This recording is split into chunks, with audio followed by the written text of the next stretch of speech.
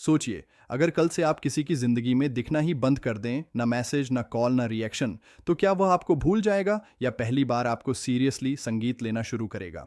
अभी हम बात करेंगे साइलेंट ट्रीटमेंट की। लेकिन ध्यान दीजिए, ये वीडियो इग्नोर करने पर नहीं है। ये वीडियो है अनुपस्थिति को पावर में बदलने पर। क्योंकि गलत साइलेंट ट्रीटमेंट आपको कमज़ोर बनाता है और सही साइलेंट ट्रीटमेंट लोगों के दिमाग में डर, क्यूरियोसिटी, संगीत और सम्मान पैदा करता है। और अंत में मैं आपको वो एक लाइन संगीत बताऊंगा जिससे लोग खुद आपके पास वापस आने को मजबूर हो जाते हैं, बिना आप कुछ मांगे। इंसान की सबसे बड़ी कमजोरी क्या है? दर्द, डर, अकेलापन नहीं। इंसान की सबसे बड़ी कमजोरी है अनिश्चितता। और अगर आप इस एक शब्द को सही से समझ गए तो आप यह भी संगीत समझ जाएंगे कि साइलेंट ट्रीटमेंट क्यों काम करता है और क्यों कई बार यह सामने वाले को अंदर से हिला देता है। देखिए, इंसानी दिमाग संगीत को क्लैरिटी चाहिए। चाहे वह क्लैरिटी अच्छी हो या बुरी, फर्क नहीं पड़ता, क्योंकि क्लैरिटी से दिमाग को संगीत एक चीज मिल जाती है, कंट्रोल। जब आप किसी पर गुस्सा करते हैं तो सामने वाले को साफ पता होता संगीत है कि हाँ, यह नाराज है। अब वह तय कर सकता है मनाना है, बहस करनी है या छोड़ देना है। जब आप रोते हैं, शिकायत करते हैं, सवाल संगीत पूछते हैं, तो भी सामने वाले को कंट्रोल मिल जाता है। उसे पता होता है कि यह अभी भी मुझसे जुड़ा हुआ है, यह अभी भी मुझे खोने से डर रहा है। लेकिन जब आप संगीत शांत हो जाते हैं, जब आप बिना कुछ बोले पीछे हट जाते हैं, तो सामने वाले के दिमाग से कंट्रोल छीन जाता है। और यही वो जगह है जहां इंसान सबसे ज्यादा असहज महसूस करता है।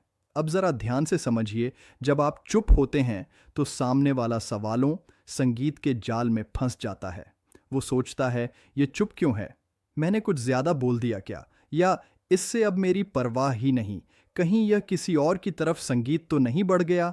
और यह सवाल उसे अंदर से खा जाते हैं, क्योंकि अब कहानी उसके कंट्रोल में नहीं है।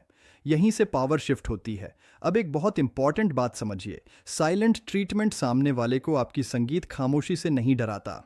उसे डराता है आपके दिमाग में क्या चल रहा है, यह ना जान पाना। इंसान का दिमाग खाली जगह सहन नहीं कर पाता। जहाँ जानकारी नहीं होती, वहाँ वह खुद डर भर देता है, और अक्सर वह डर हकीकत से कहीं ज़्यादा खतरनाक होता है।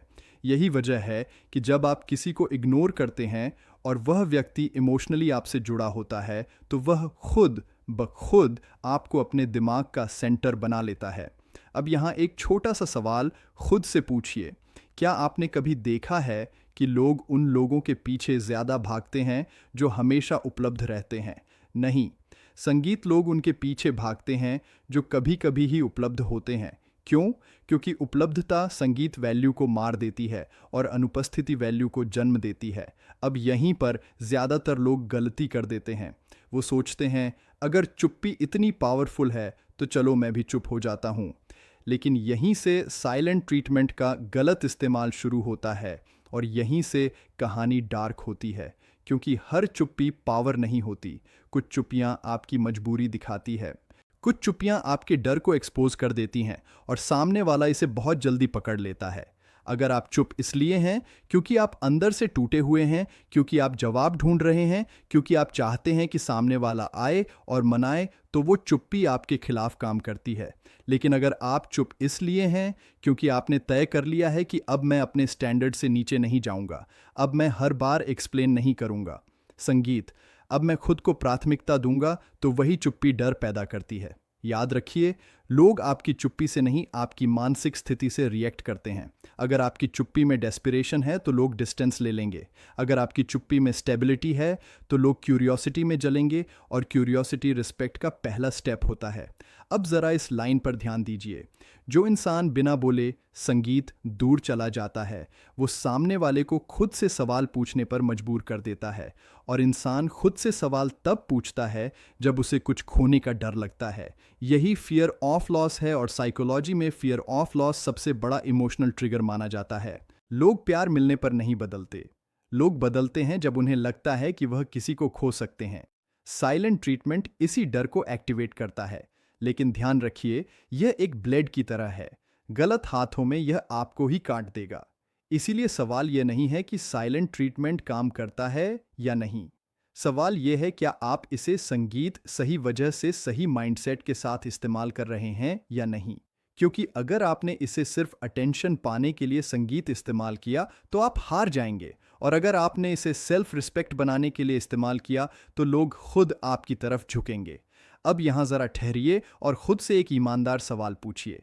क्या आपने कभी किसी को साइलेंट ट्रीटमेंट इसलिए दिया क्योंकि आपको बहुत बुरा लगा था, क्योंकि आप आहत थे, या इसलिए कि आप चाहते थे कि सामने वाला समझे कि उसने गलती की है? अगर जवाब हाँ है तो सच सुनिए, बिना शुगर कोटिंग के।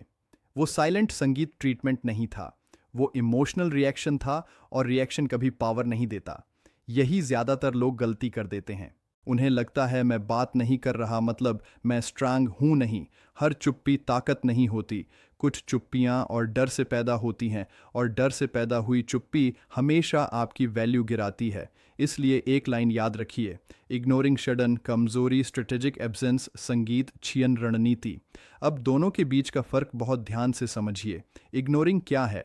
इग्नोर करने वाला इंसान बाहर से शांत दिखता है, लेकिन अंदर से क्या चाहता है?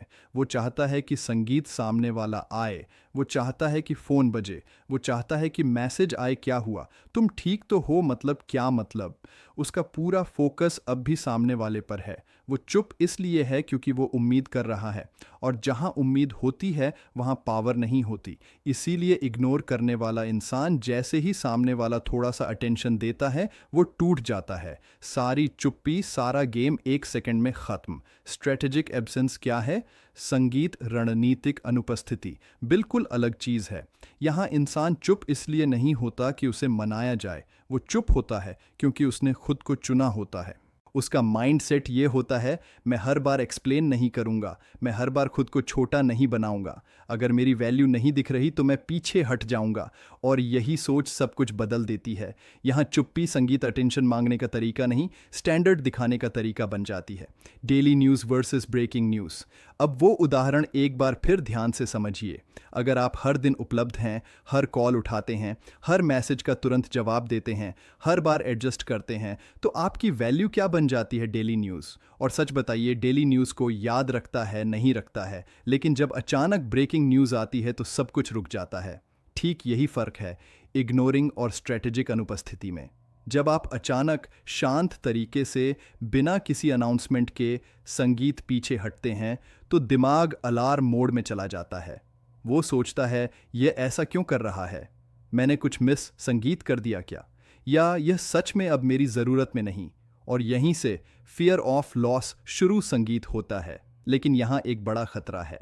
अगर आप सिर्फ बाहर से गायब हैं और अंदर से वहीं अटके हुए हैं तो आप भूल जाइए कि यह काम करेगा, क्योंकि इंसान एनर्जी महसूस कर लेता है। अगर आपकी चुप्पी में बेचैनी है, अगर आपकी चुप्पी में एक्सपेक्टेशन है, तो सामने वाला सोचता है यह मुझे इग्नोर संगीत कर रहा है, मतलब यह अभी भी मुझे वैल्यू देता है।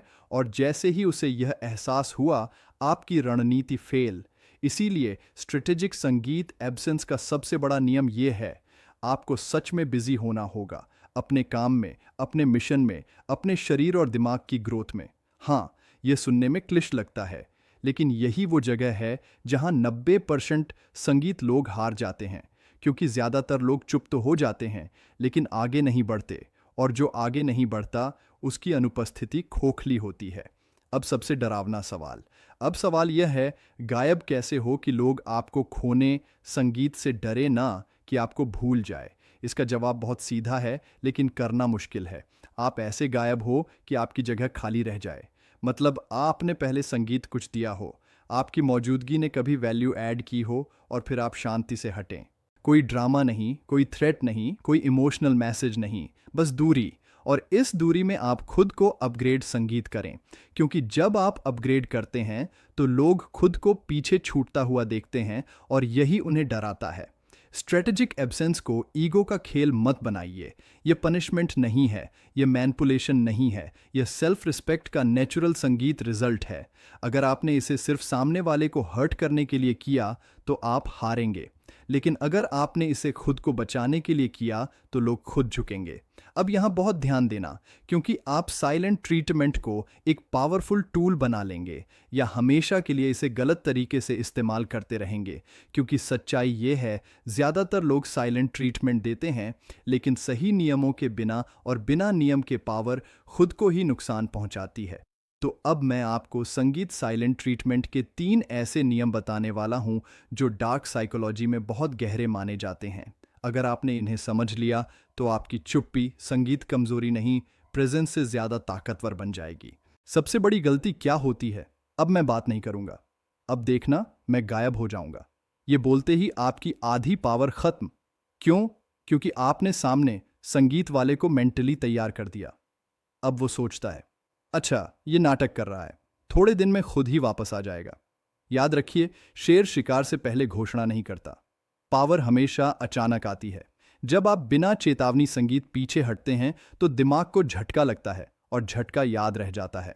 अगर आपने पहले बोल संगीत दिया तो आपकी चुप्पी एक प्लंट ड्रामा बन जाती है। लेकिन अगर आप शांत तरीके से बिना कुछ कहे डिस्टेंस से संगीत बना लेते हैं तो सामने वाले का दिमाग खुद सवालों से भर जाता है। यह अचानक क्यों बदल गया? मैंने क्या संगीत मिस कर दिया? या यह सच में अब केयर नहीं करता? और यहीं से साइकोलॉजिकल प्रेशर शुरू होता है। याद रखिए, जिस चीज़ की घोषणा होती है वो प्रभाव खो देती है। अब यह नियम सबसे ज़्यादा मिसअंडरस्टूड है। ज़्यादातर लोग क्या करते हैं? बाहर से बिल्कुल शांत, कोई मैसेज नहीं, कोई कॉल नहीं, लेकिन अंदर अंदर पूरा तूफान। फ़ोन बार बार देखना, स्टोरी चेक करना, ऑनलाइन स्टेटस नोटिस करना। और इंसान बेवकूफ़ नहीं होता, वो एनर्जी पढ़ लेता है। अगर आपकी चुप्पी में बेचैनी है तो सामने वाला सोचता संगीत है, ये मुझे इग्नोर कर रहा है, मतलब यह अभी भी मुझे वैल्यू देता है, मतलब कंट्रोल अभी संगीत भी मेरे पास है। और जैसे ही उसे कंट्रोल मिला, आप हार गए। इसलिए याद रखिए, साइलेंट ट्रीटमेंट एक बाहरी एक्ट नहीं है, यह अंदर की स्थिति है। आपको सच में शांत होना होगा, मतलब आपने मेंटली एक्सेप्ट कर लिया हो कि अगर यह इंसान गया भी तो मैं ठीक रहूँगा। यही एक्सेप्टेंस आपको डेंजरस बनाती है। और यह एक्सेप्टेंस संगीत तभी आती है जब आप सच में अपने जीवन में बिजी हो, अपने काम में, अपने शरीर में, अपने मिशन में, अपने फ्यूचर में। हाँ, यह सुनने में बहुत क्लीशे लगता है, लेकिन यही वो जगह है जहां 90% लोग फेल हो जाते हैं। क्योंकि लोग चुप तो हो जाते हैं लेकिन आगे नहीं बढ़ते। और जो इंसान आगे नहीं बढ़ रहा, उसकी चुप्पी खोखली संगीत होती है। अब आते हैं सबसे खतरनाक नियम पर। ये वो पॉइंट है जहां ज्यादातर लोग सब कुछ खराब कर देते हैं। आपने कुछ दिन चुप्पी रखी, सामने वाला परेशान हुआ, फिर एक दिन उसका मैसेज आता है, हाय या क्या चल रहा है, और आप तुरंत रिप्लाई। बस यही आपने खुद को सस्ता कर दिया। याद रखिए, चुप्पी तोड़ना भी एक पावर मूव है, और पावर मूव हमेशा शर्तों के साथ होता है। आप चुप्पी तभी तोड़ते हैं जब सामने वाला सम्मान दिखाए, ना कि तब जब वो बस बोर हो गया हो। सम्मान मतलब क्या? मतलब वो अपनी गलती एक्नॉलेज, संगीत करें, वो अपने बिहेवियर पर बात करें, वो आपको कैजुअल ऑप्शन की तरह संगीत ट्रीट ना करें। अगर ऐसा नहीं है तो चुप्पी तोड़ना सेल्फ रिस्पेक्ट की हत्या है। अब यहाँ एक डर पैदा होता है, अगर मैं चुप ही रहा और संगीत वह कभी वापस ही ना आया, तो यही डर ज़्यादातर लोगों को कमज़ोर बना देता है, और यही डर संगीत आपको कंट्रोल करता है। लेकिन सुनिए, यह डर ही आपका सबसे बड़ा हथियार बन सकता है। जब आप यह एक्सेप्ट कर लेते हैं कि अगर वह नहीं आया तो भी मेरी संगीत जिंदगी रुकेगी नहीं, उसी पल आप फ्री हो जाते हैं। और जो इंसान फ्री है उसे कोई मैनिपुलेट नहीं कर सकता। साइलेंट ट्रीटमेंट को ईगो का खेल मत बनाइए।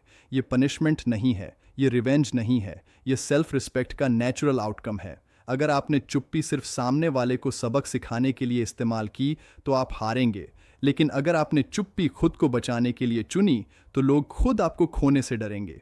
क्योंकि सबसे खतरनाक इंसान वो नहीं होता जो चिल्लाता है, सबसे खतरनाक इंसान संगीत वो होता है जो शांत होकर आगे बढ़ जाता है। अब यहाँ ध्यान दीजिए, ये पूरा गेम बदल देता है। इंसान 2 चीज़ों पर सबसे तेज़ रिएक्ट करता है, प्यार मिलने पर, नहीं प्यार खोने के डर पर। ये कोई मोटिवेशनल संगीत कोट नहीं है, ये प्योर साइकोलॉजी है। आपने देखा होगा, जब तक आप उपलब्ध रहते हैं, जब तक आप कॉल उठाते हैं, जब तक आप संगीत समझाते रहते हैं, तब तक लोग आराम से बैठते हैं। क्यों? क्योंकि दिमाग कहता है यह यहीं है, कहीं नहीं जाएगा। लेकिन जैसे संगीत ही आप हटते हैं, जैसे ही आप पीछे खींचते हैं, जैसे ही आपकी मौजूदगी कम होती है, दिमाग अलार्म मोड संगीत में चला जाता है और यहीं से फियर ऑफ लॉस एक्टिव होता है। अब समझिए इसे गहराई से। जब आप हर समय उपलब्ध होते हैं तो लोग आपको वैल्यू नहीं करते, वो आपको गारंटी संगीत मान लेते हैं और इंसान गारंटी की कदर नहीं करता। लेकिन जब आप हटते हैं तो वह अपने दिमाग में पिछली बातचीत रिप्ले करने लगता है। वो सोचता है, संगीत, मैंने इसे ऐसे क्यों ट्रीट किया, मैंने इसे हल्के में क्यों लिया, कहीं यह सच में मुझसे आगे तो नहीं बढ़ गया। और यह सवाल उसे चैन से सोने नहीं देते। याद रखिए, लोग तब नहीं बदलते जब आप उन्हें समझाते हैं, लोग तब बदलते हैं जब उन्हें लगता है कि वो आपको खो सकते हैं। अब यहाँ एक बहुत इंपॉर्टेंट बात है, फियर ऑफ लॉस तभी काम करता है जब सामने वाला आपको कभी वैल्यूएबल मान चुका हो। अगर आपने खुद को हमेशा छोटा, हमेशा ज़रूरतमंद, हमेशा उपलब्ध दिखाया तो हटने पर भी डर पैदा नहीं होगा।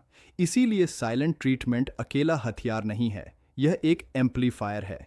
यह आपकी पहले से बनी वैल्यू को संगीत तेज आवाज देता है। अब यहाँ ज्यादातर लोग एक बहुत बड़ी गलती करते हैं। वो सोचते हैं, मैं चुप हो गया हूँ, अब सामने वाला खुद डर जाएगा। नहीं, अगर आपकी जिंदगी वहीं की वहीं खड़ी है, अगर आप अंदर से वही इंसान हैं, तो आपकी चुप्पी खोखली संगीत है। इसीलिए मैंने पहले भी कहा था और फिर दोहरा रहा हूँ, आपकी चुप्पी तभी गूंजती है जब आपकी जिंदगी शोर कर रही हो। मतलब क्या मतलब? आप आगे बढ़ रहे हो, आप अपने काम में डूबे हो, आप मेंटली और फिजिकली अपग्रेड कर रहे हो, और सबसे इंपॉर्टेंट संगीत, आप यह सब दिखाने की कोशिश ना कर रहे हो। कोई स्टेटस नहीं, कोई इनडायरेक्ट पोस्ट नहीं, कोई देखो मैं कितना खुश हूँ वाला ड्रामा नहीं। क्योंकि जो इंसान सच में आगे बढ़ता है उसे साबित संगीत करने की ज़रूरत नहीं पड़ती, और यही चीज़ सामने वाले के डर को और बढ़ा देती है। वो सोचता है, ये बिना बताए बदल कैसे गया, ये बिना बोले आगे कैसे निकल गया, और यहीं से आप उसके दिमाग में साइलेंट प्रेशर बन जाते हैं। अब एक अनकंफर्टेबल संगीत सच सुनिए, अगर आप हटे और सामने वाला बिल्कुल भी रिएक्ट नहीं करता तो इसका मतलब ये नहीं कि आप बेकार हैं। इसका मतलब ये है कि आपने एक इल्यूजन पकड़ा हुआ था, और इल्यूजन टूटना दर्द देता है, लेकिन यही आपको संगीत आज़ाद करता है। फियर ऑफ लॉस हर किसी पर काम नहीं करता, ये सिर्फ उस पर काम करता है जिसे आप खोने लायक कुछ देते हैं। और अब यहाँ अर्जेंसी आती है, क्योंकि जितना ज़्यादा आप अपनी वैल्यू को लोगों के हाथ में देते रहेंगे, उतना ही संगीत ज़्यादा आप खुद को सस्ता बनाते रहेंगे। फियर ऑफ लॉस तभी स्ट्रेंगेस्ट होता है जब आप मेंटली तैयार हो कि अगर यह चला भी गया तो मैं ठीक हूँ। यही माइंडसेट आपको डेंजरस संगीत बनाता है। अब ज़रा सोचिए, दो इंसान हैं, एक चुप है लेकिन अंदर संगीत से डरा हुआ है, दूसरा चुप है लेकिन अंदर से सेटल्ड है। सामने वाला दोनों का फर्क महसूस कर लेता है। पहले वाले की चुप्पी अटेंशन मांगती है, दूसरे वाले की चुप्पी रिस्पेक्ट संगीत डिमांड करती है, और रिस्पेक्ट हमेशा डर से ज़्यादा पावरफुल होती है। अब आते हैं सबसे क्रिटिकल पॉइंट पर। जब सामने वाला आपकी अनुपस्थिति महसूस करता है, आपके आगे बढ़ने की कल्पना करता है और खुद को पीछे छूटता देखता है, तो वह या तो आपकी कदर संगीत करेगा या खुद को बचाने के लिए आपको विलन बना देगा। और अगर वो आपको विलन बनाता है तो समझ लीजिए डर काम कर रहा है, क्योंकि इंसान उसी को गलत ठहराता है जिसे वो खो चुका होता है। अब आखिर में मैं आपको एक लाइन की तरफ ले जा रहा हूं, एक ऐसी लाइन जो पूरे खेल को पलट देती है। लेकिन यह लाइन तभी काम करेगी जब आपने ये पूरा सच में जिया हो। क्योंकि अगर आपने सिर्फ चुप्पी ओढ़ी है और ग्रोथ नहीं की संगीत, तो यह लाइन भी बेकार है। अब ध्यान से सुनिए, क्योंकि यह पूरा खेल खत्म करता है। आप चुप रहे, आपने दूरी संगीत बनाई, आपने खुद पर काम किया, और अब वो इंसान वापस आता है, मैसेज करता है, कॉल करता है या कैजुअली पूछ लेता है, सब ठीक है। यहीं पर 99% संगीत लोग सब गड़बड़ कर देते हैं। क्यों? क्यों? क्योंकि अंदर का डर जाग जाता है। डर कि कहीं यह मौका हाथ से ना निकल जाए, डर कि कहीं फिर से दूरी ना बन जाए। और उसी डर में लोग या तो बहुत ज्यादा बोल जाते हैं या बहुत ज्यादा एक्सप्लेन करने लगते हैं। याद रखिए, जिस पल आप एक्सप्लेन करने लगते हैं उसी पल आप कंट्रोल खो देते हैं। इसलिए सबसे पहले यह समझिए, यह बातचीत नहीं है, यह एक साइकोलॉजिकल मोमेंट है।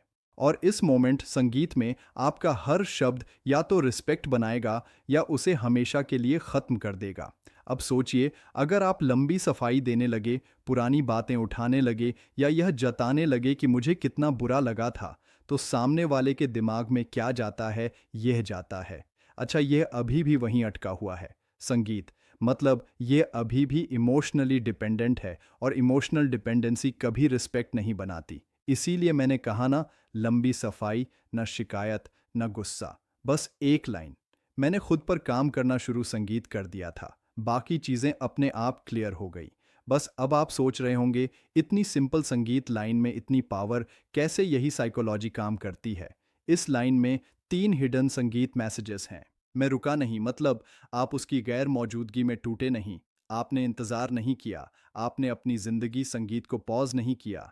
ये सामने वाले के दिमाग में सीधा झटका देता है, क्योंकि ज़्यादातर लोग यह मानकर चलते हैं कि दूसरा इंसान वहीं अटका रहेगा। संगीत, और जब ऐसा नहीं होता तो ईगो को चोट लगती है, मेरी क्लैरिटी बाहर से नहीं आई। आपने यह नहीं कहा, अब मुझे समझ आ गया कि तुम कैसे हो, या अब मैंने एक्सेप्ट कर लिया है। आपने कहा, मैंने खुद पर काम किया। मतलब आपकी क्लैरिटी संगीत उससे नहीं आई। और जब आपकी क्लैरिटी किसी दूसरे इंसान पर डिपेंड नहीं करती, तो आप ऑटोमेटिकली पावरफुल हो जाते हैं। तुम अब मेरा सेंटर नहीं हो, ये आपने बोला नहीं, लेकिन महसूस करा दिया। और इंसान सबसे ज्यादा उसी बात से डरता है जो बोली नहीं जाती। अब जरा ध्यान से समझिए, इस लाइन के बाद आप रुक जाते हैं। आप कोई फॉलो अप नहीं देते, आप कोई सवाल नहीं पूछते, आप साइलेंस को हैंडल करने देते हैं। और साइलेंस अब आपकी तरफ से वेपन बन जाती है, क्योंकि अब सामने संगीत वाला वो पोजीशन में है जहां आप पहले थे। अब वो सोचेगा, ये इतना काम कैसे है, ये मुझे कन्विंस करने की कोशिश क्यों नहीं कर रहा, क्या यह सच संगीत में मूव ऑन कर चुका है। और यह सवाल उसके अंदर रिस्पेक्ट पैदा करते हैं। अब यहाँ एक बहुत बड़ा ट्रैप है। कुछ लोग इस संगीत लाइन को स्क्रिप्ट की तरह इस्तेमाल करते हैं, लेकिन अंदर से वही पुराने रहते हैं और यहीं सब खत्म हो जाता है।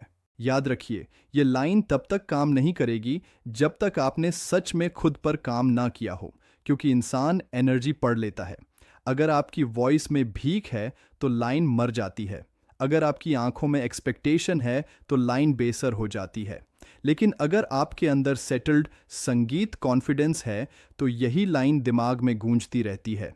अब सबसे डरावना सवाल, अगर ये लाइन बोलने के बाद भी वो इंसान संगीत आपको खो दे, तो क्या यहीं पर आपकी असली जीत है। क्योंकि अगर किसी को आपका बेहतर वर्जन भी नहीं रोक सकता, तो वह कभी आपके लायक था ही नहीं। और यह रियलाइजेशन दर्दनाक ज़रूर है, लेकिन यही आपको नेक्स्ट लेवल पर ले जाती है। याद रखिए, रिस्पेक्ट मांगी संगीत नहीं जाती, रिस्पेक्ट नेगोशिएट नहीं की जाती। रिस्पेक्ट तब आती है जब सामने वाला यह देख ले कि आप बिना उसके भी पूरे हैं, और यही कंप्लीटनेस आपको रेयर बनाती है। इसलिए अर्जेंसी ये है, खुद पर काम करना पोस्टपोन मत कीजिए। किसी के बिहेवियर बदलने का इंतज़ार संगीत मत कीजिए, क्योंकि जिस दिन आप खुद के साथ खड़े हो जाते हैं, उस दिन दुनिया आपको अलग नज़र से देखने लगती है। और अंत में मैं एक बात बहुत साफ कहना चाहता हूँ, आपकी चुप्पी, आपकी अनुपस्थिति और आपकी एक लाइन, ये सब टैक्टिक्स नहीं है। ये आपके अंदर हुए बदलाव का नेचुरल रिजल्ट है। और जब बदलाव रियल होता है तो संगीत रिस्पेक्ट खुद चलकर आती है, हमेशा। अगर आपको हमारी यह जानकारी पसंद आई हो और आप ऐसे और भी दिलचस्प और प्रभावशाली वीडियो देखना चाहते हैं, तो माइंडसेस हिंदी चैनल को सब्सक्राइब करना ना भूलें। हम आपके लिए हर दिन कुछ नया और ख़ास लाते हैं।